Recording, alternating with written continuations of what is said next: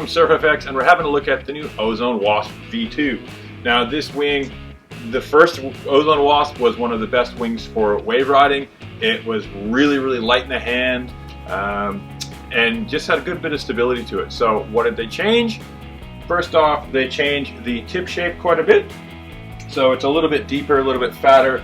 You can see there, they did that so you don't catch your wingtip as much. Simple. So you can have a little bit bigger wing without that kind of same length in the profile.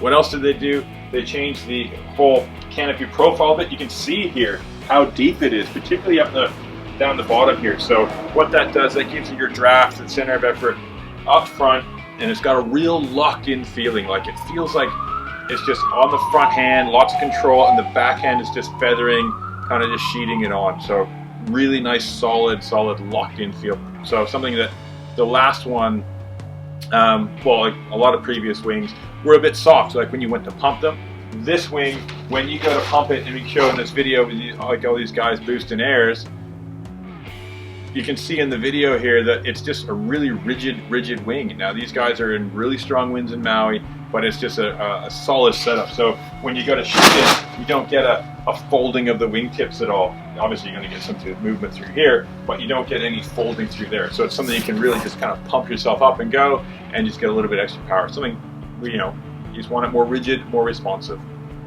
Now handle-wise, they changed the handles a little bit. They changed the shape of the handle, so it's just a bit more ergonomic, so it fits your hand a little bit neater. And size-wise, it looks like they kind of just made that so it's not pulling on your hand, it's just a bit more lightweight, more natural feel. They did stick with the, you can't put a harness line on these. Some guys are starting to do that now, but, and you've got the front, I'll just leave it at that. Some guys are, but it's mostly like running it all. And the front one's up the front here too. So it adds a little bit of stability there, it gives you an option to grab. But where this was a great wave riding kite, so it continues, the handle on the front here is a little bit more rigid than it used to be, and it's noticeably wider, so you do have some more room to put your hand. It is a little bit on the thin side, and they don't have a padding here there for your knuckles or anything, but being that longer handle kind of keeps it away from the leading edge as it is. So just a few little things that come up with, pretty cool. Color wise, you got the green, you got a yellow, and you got kind of like a pinky purple, which is pretty cool.